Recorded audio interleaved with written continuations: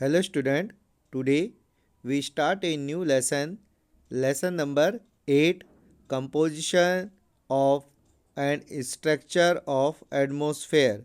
यानी कि जो आज हम जो चैप्टर नंबर 8 है जिसका नाम है संरचना और वायुमंडल की संरचना, यानी कि जो वायुमंडल है उसकी जो संरचना है उससे रिलेटेड जो चैप्टर है चैप्टर नंबर 8, उसके बारे में आज हम डिस्कस करेंगे। So start today's topic. The air is an integral part of the earth. Mass and 99% of the total mass of the atmosphere is conveyed to the highest of 32 kilometer from the earth surface। यानी कि जो वायु है वो पृथ्वी के द्रव्यमान का एक अभिन्न अंग माना जाता है। मतलब जो एयर है, एयर एक बहुत इम्पोर्टेंट पार्ट प्ले करता है इन अर्थ पर, उसका एक बहुत महत्वपूर्ण जो अंग के रूप में वो कार्य करता है।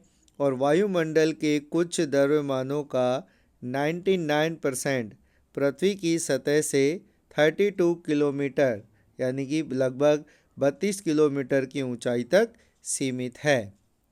The air is colorless and odorless and can be felt today only when the blow as wind। हवा जो होती है यानी कि जो एयर होती है वो कलरलेस यानी कि उसका कोई रंग नहीं होता है, एंड ऑर्डरलेस या स्मेललेस भी हम इसे कह सकते हैं, उसकी कोई खुशबू या उसकी कोई गंध भी नहीं होती है। इसे केवल हम क्या कर सकते हैं, महसूस कर सकते हैं। इसे ओनली हम महसूस कर सकते हैं जब ये हवा के रूप में उड़ती है। अर्थात हम कह सकते हैं कि जो विंड होती है, जो एयर होती है, वो कलरलेस होती है, उसका कोई कलर नहीं होता है। ऑर्डरलेस होती है यानी कि उसमें किसी तरीके की कोई स्मेल नहीं होती है। उसे ओनली हम फील कर सकते हैं। जब ये चलती है तो हम इसे फील कर सकते हैं, इसे देख नहीं सकते हैं। The atmosphere is compose to gases, water vapour and dust particles. यानी कि हम कह सकते हैं कि जो वायुमंडल होता है, जो एटमॉस्फेयर होता है, उसमें गैसेस होती हैं, वाटर वेपर यानी कि जल वाष्प होती है, और डस्ट पार्टिकल धूल कण से बना हुआ होता है। यानी कि जो एटमॉस्फेयर होता है उसमें मोस्टली जो तीन जो कंपोजिशंस होती हैं उनके थ्रू वो बनता है, जिसमें गैसेस, वाटर वेपर और डस्ट पार्टिकल होते हैं। The proportions of gases change in the higher layer of the atmosphere in such a way of oxygen will be almost the negligible quantity at the highest of 120 kilometre. हम कह सकते हैं कि जो गैसों का जो अनुपात होता है, यानी कि गैसों के अंदर जो चेंजेस होते हैं, जो हायर लेयर होती है, गैसों का जो अनुपात होता है वो एटमॉस्फेयर की जो हायर लेयर होती है यानी कि सबसे ऊपर की जो परत होती है, इस तरह बदलता रहता है।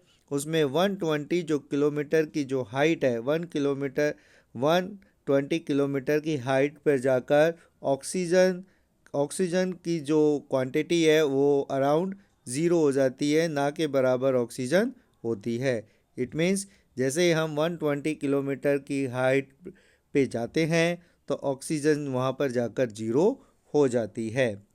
Similarly carbon dioxide and water vapour are found only up to 90 kilometre for the surface of earth. इसी तरह जो कार्बन डाइऑक्साइड है और जो वाटर वेपर्स यानी कि जल वाष्प है, वो हमारी जो अर्थ की जो सरफेस है उससे 90 किलोमीटर तक ही अवेलेबल होते हैं। उसके बाद में यह जो पार्टिकल हो, यह जो गैसेस होती हैं वो निगोबल यानी कि जो समाप्त हो जाती हैं। Carbon dioxide is mentor logically a very important gas as it the transport to the incoming solar radiation, but opposite of the outgoing terror radiations यानी कि जो कार्बन डाइऑक्साइड गैस होती है वो उल्का रूप से एक बहुत महत्वपूर्ण गैस होती है। यानी कि जो कार्बन डाइऑक्साइड गैस है अगर हम देखें तो वो भी बहुत इम्पोर्टेंट गैस के रूप में अपना रोल प्ले करती हैं, क्योंकि ये सौर विकिरणों यानी कि जो सूरज से आने वाली जो रेज होती है उनके लिए पारदर्शी होती है, लेकिन जो निर्वात यानी कि जहाँ पर किसी भी तरीके की एयर नहीं होती है वहाँ पे ये अपारदर्शी दिखाई देती है।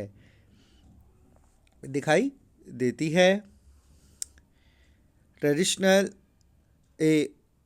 it absorbed a part of the terrestrial radiation and reflect back some part of the toward the earth surface। यानी कि अगर हम देखें तो यह स्थलीय विकिरण के लिए एक हिस्से को अवशोषित करती है और उसके कुछ हिस्से पृथ्वी की सतह की ओर वापस दर्शाते हैं, यानी कि रिटर्न जो अर्थ सरफेस है उसके पास रिटर्न में आ जाते हैं।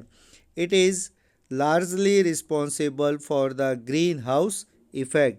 इसलिए जो कार्बन डाइऑक्साइड जो गैस होती है वो ग्रीन हाउस जो इफ़ेक्ट है उसके लिए बहुत ही जिम्मेदार मानी जाती है। यानी कि जो ग्रीन हाउस इफ़ेक्ट है उसमें सबसे जो मोस्ट इम्पॉर्टेंट रोल प्ले करती है वो कार्बन डाइऑक्साइड गैस प्ले करती है। Due to burning of fossil fuel, the volume of other gases is constant, but its volume of carbon dioxide has been realized in the past few decades। यानी कि जीवाश्म जो होते हैं जो fossil fuels होते हैं यानी कि जीवाश्म ईंधन के जलने के कारण अन्य गैसों की जो मात्रा होती है वो तो स्टेबल होती है, वो स्थिर होती है, लेकिन पिछले कुछ दशकों में हमने देखा है लास्ट फ्यू जो डिडेक्ट है कुछ सालों में हमने देखा है कि कार्बन डाइऑक्साइड गैस की मात्रा में बढ़ोतरी हुई है।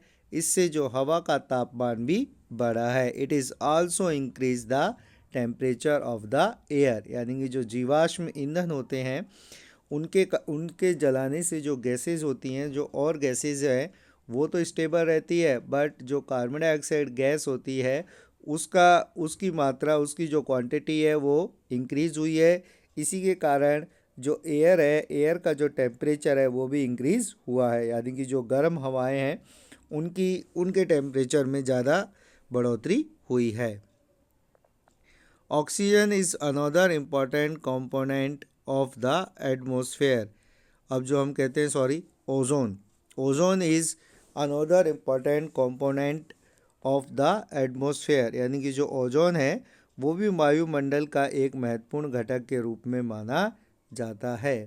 It is found between 10 and 50 kilometre about the earth surface. अगर हम देखें तो ये पृथ्वी की सतह से लगभग 10 से 50 किलोमीटर का जो एरिया होता है, यानी कि जो हमारी अर्थ सरफेस है उससे लेकर 10 to 15 किलोमीटर का जो एरिया होता है उसके ऊपर ये पाया जाता है। It absorb the ultraviolet rays radiating from the sun। और यह एक जो फिल्टर के रूप में भी काम करता है, क्योंकि ये सूर्य से आने वाली जो अल्ट्रावायलेट रेज है, अल्ट्रावायलेट जो किरणें हैं उसे अपने अंदर अवशोषित कर लेता है और उसके बाद it prevent them the reaching the surface of अर्थ। यह उन्हें पृथ्वी की सतह तक पहुंचने से रोकता है।